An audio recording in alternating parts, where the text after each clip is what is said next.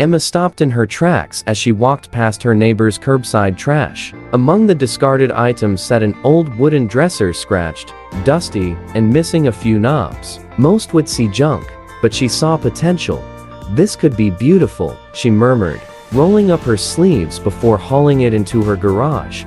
Emma laid out her supply: sandpaper, paintbrushes, and a can of sage green chalk paint.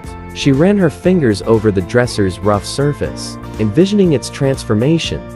The next few hours were filled with the satisfying hum of sanding, the rhythmic strokes of fresh paint, and the delicate touch of new brass handles. Every brushstroke brought the old dresser back to life. After hours of work, the once-forgotten dresser now gleamed in a modern sage green hue, adorned with gold-accented handles. She carefully placed it in her bedroom, decorating the top with a vase of fresh flowers. Her husband, Jake, walked in, eyes widening. "Wait, this is the same dresser? It looks amazing." Emma smiled, running her hand over the smooth surface. One person's trash is another's treasure. As an idea sparked in her mind, Emma grabbed her phone and snapped a few well-lit photos. She uploaded them onto a resale app with the title, "Handmade Vintage Dresser to 50."